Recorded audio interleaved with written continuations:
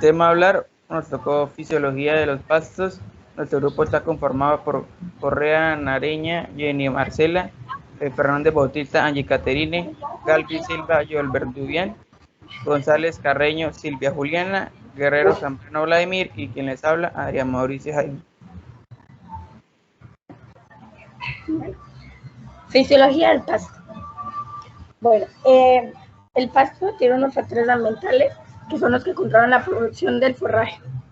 El crecimiento y el desarrollo de las plantas forrajeras, leguminosas o gramíneas están determinados por la genética de las plantas y por las condiciones ambientales a las cuales están expuestas.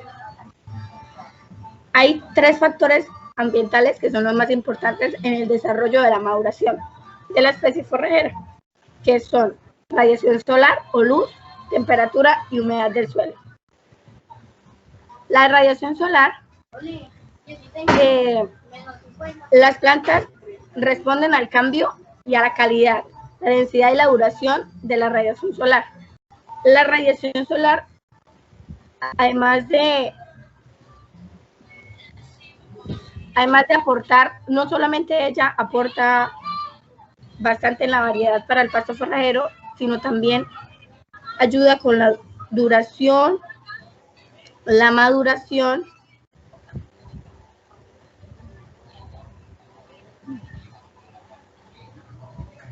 y la calidad para el mejoramiento del pasto.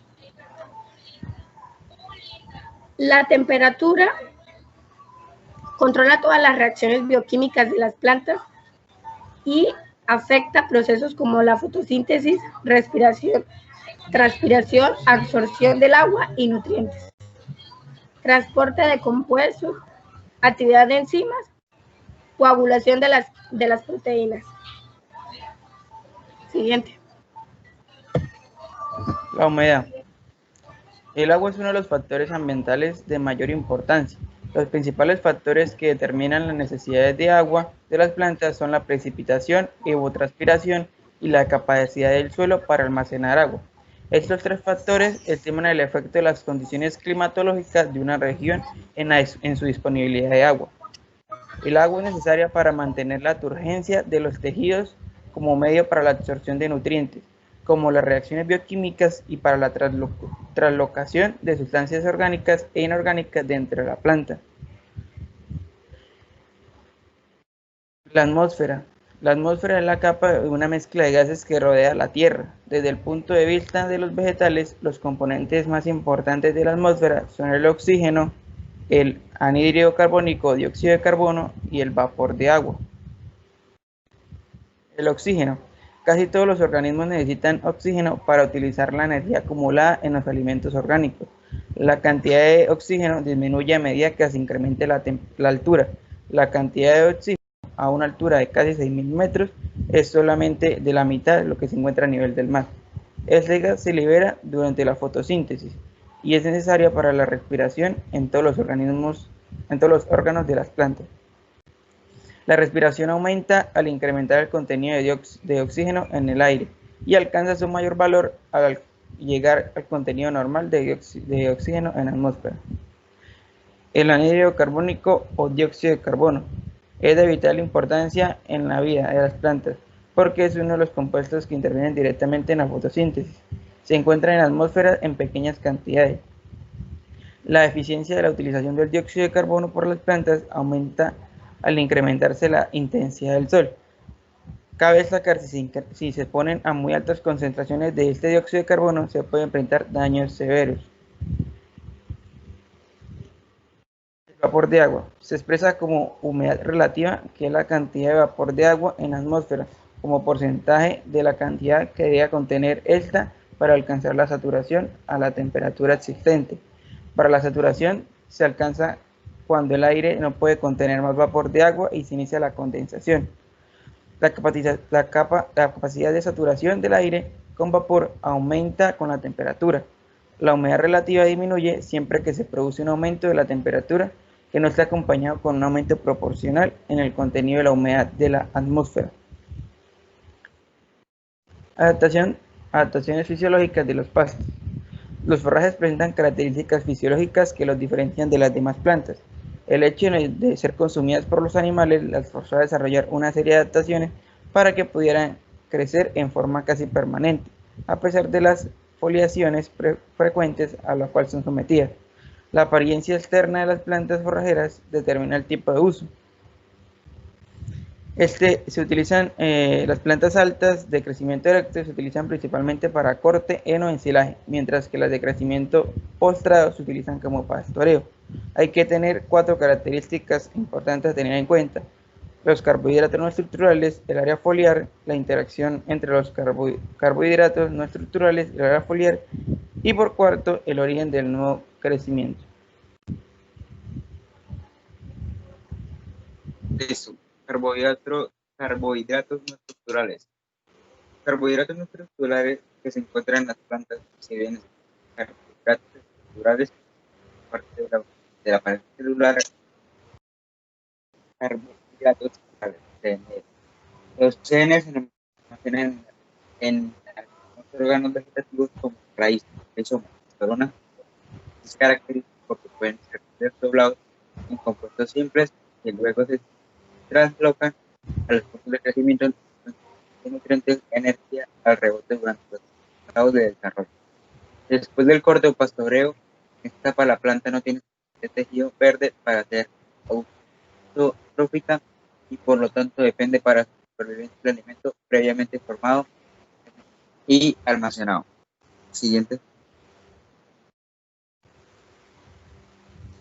Tipos de CNE y tipos de almacenamiento. El almidón, un polímero de la glucosa, es la forma primaria de acumulación de CNE en las especies de la familia del DCAE.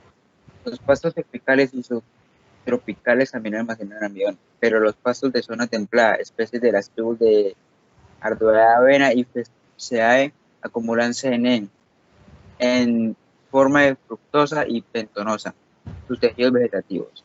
Siguiente. Variación en el crecimiento y producción de los forrajes. Las diferentes especies forrajeras tienen distintas capacidades de producir biomasa. Los pastos tropicales, clasificados como plantas tipo C4, tienen un gran potencial de producción y se ha reportado que el pasto elefante cosechado cada 9 semanas con fertilización balanceada llega a producir de 86 toneladas al año de materia seca. Existen abundantes referencias de producción entre 30 y 50 toneladas al año. Por otro lado, los pastos de la zona templada, clasificados como plantas tipo C3, raramente llegan a producir rendimientos de materia seca superiores a los 22 toneladas del año. Siguiente. Translocación de los carbohidratos. El proceso de translocación de los CNE es la transferencia desde o fuente del sitio del consumo. De acuerdo a la gradiente de concentración, el sitio de origen puede ser un órgano de síntesis, hoja verde, y el sitio de consumo, que es un órgano de la actividad metabólica, o un órgano de almacenamiento de la raíz de la alfalfa o la base del tallo del raíz.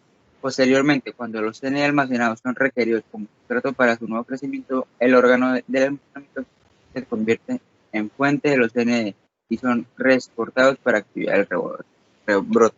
Listo.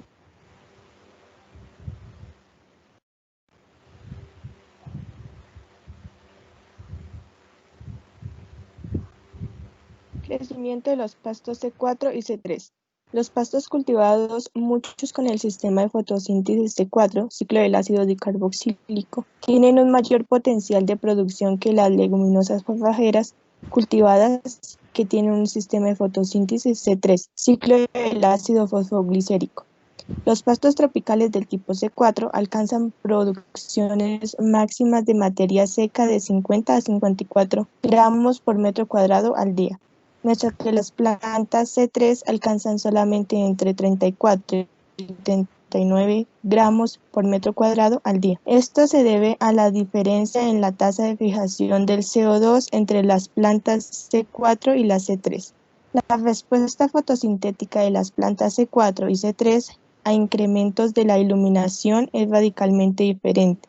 Las hojas de leguminosas C3 se saturan con intensidades de luz entre la mitad y un tercio de la máxima luz incidente en el trópico o en la mitad del verano en zona templada. Por otro lado, las hojas de las gramíneas C4 continúan aumentando su actividad de la luz incidente como se observa en la figura. Siguiente. Área foliar. El conservar una área foliar capaz de insertar cerca del 90% de la luz incidente es de primordial importancia para la producción de las plantas forrajeras. Cuando el incidente de área foliar está por debajo de cierto nivel, no se utiliza toda la luz disponible y en consecuencia el crecimiento es relativamente lento. El sombreado produce por valores mayores del índice de área foliar puede también reducir sustancialmente el crecimiento. Una cantidad de hojas suficiente para interceptar el 95% de la luz incidente es la de determinar el crecimiento óptimo de los forrajes. El índice de área foliar crítico para la intercepción del 95% de la luz incidente al medio varía entre las especies. Las prácticas de manejo que permiten mantener áreas foliares óptimas para una intercepción máxima de la luz incidente son las que conducen a una mayor producción de los forrajes. Siguiente. Interacción entre área foliar y CNE. El nuevo crecimiento de las plantas después del corte o pastoreo depende de la remoción de los órganos de acumulación de CNE.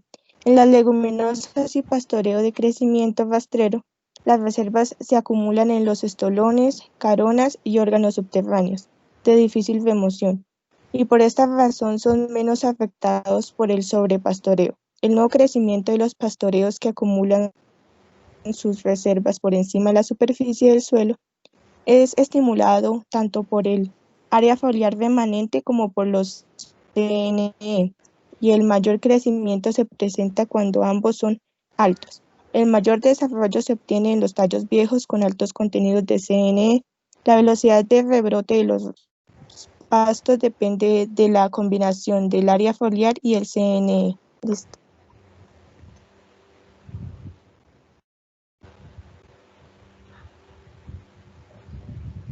Efecto de la defoliación en la fisiología de los forrajes. El manejo de los distintos forrajes está basado en su morfología. La intensidad de pastoreo también varía con la especie. El pastoreo intenso de especies como el ryegrass retrasa el brote. Por esto, el pastoreo continuo o rotacional en especies de crecimiento erecto es más alto que en especies de crecimiento postrado. Cuando se pastorea abajo, se favorece la leguminosa, que almacena sus reservas en los estolones y rizomas. En cambio, cuando se pastorea alto, se favorece la gramínea, que rebrota rápidamente debido al área foliar y a la acumulación de reservas en la base de los tallos. En resumen, cuando se busca mantener una producción de forraje uniforme y de alta calidad, se debe manejar las especies forrajeras de acuerdo con su morfología, ya sea cuando se cultivan solas o mezcladas. Algunas plantas forrajeras se pueden pastorear en forma continua y se obtienen algunas ventajas cuando se manejan en rotación. Otras especies persisten y dan mejores producciones cuando se cortan o se pastorean en forma rotacional. En general, la defoliación reduce la cantidad de materia seca producida por la planta en zonas templadas y frías. En pastos tropicales es al revés, siendo mayor producción de esta, o sea, mayor producción de hojas.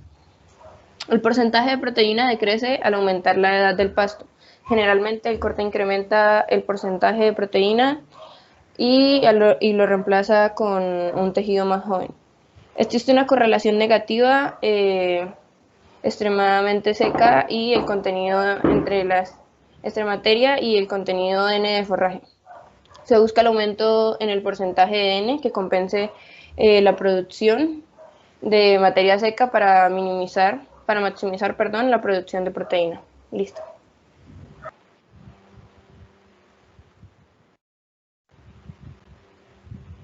Mecanismos de supervivencia.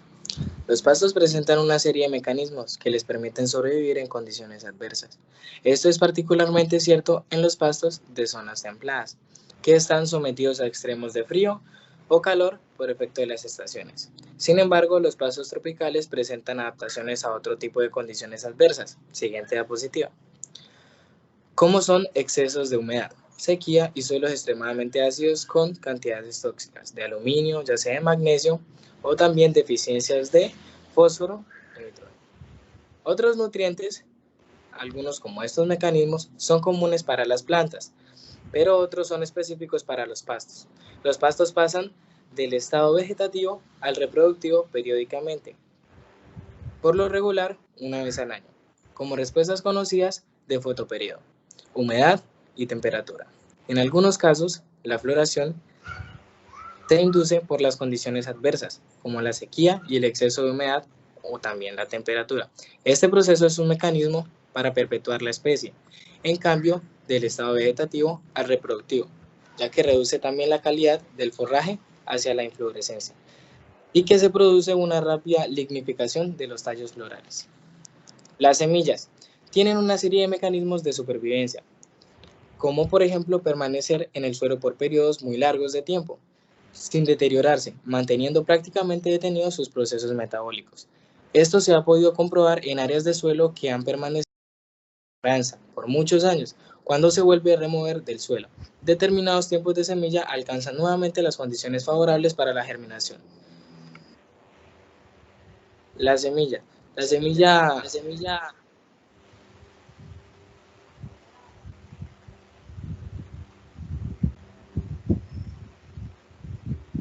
de muchas especies forrajeras presenta el fenómeno conocido como denominación latencia. La semilla cosechada no germina, a pesar de tratarse de una semilla normal, por la presencia de sustancias químicas o estructuras físicas que inhiben la generación de la inmadurez del embrión. La semilla germina después de un determinado tiempo de reposo, cuando se han degradado sus sustancias químicas inhibidoras, cuando las estructuras físicas se debilitan y permiten el intercambio de agua y oxígeno, o cuando el embrión madura completamente mediante un proceso denominado maduración de poscosecha. Este mecanismo permite la semilla que permanezca viable durante épocas de condiciones adversas como las sequías prolongadas en muchas áreas de producción de forraje de América. Este mecanismo impide la semilla germine, por lo que haya alcanzado su madurez, lo que ocurre a finales del año. Si fuera en este caso, la semilla moriría rápido, debido a la época seca, que se presenta inminentemente después de la germinación. Solo produce cuando se presentan las lluvias, que son 3 o 4 meses después de la producción de la semilla, cuando existen mejores condiciones para su establecimiento. En la mayoría de especies, los pastos, la latencia y los entre 3 y 9 meses oscilan. En algunas especies como la Bracharias, que se puede romper la latencia, como lo vemos en la imagen, dura entre 3 a 9 meses. En algunas especies se puede romper la latencia mediante un proceso de químicos o mecánicos denominados escarificación. Esto permite sembrar en el momento más apropiado, sin tener que esperar que la semilla rompa naturalmente el estado de la latencia.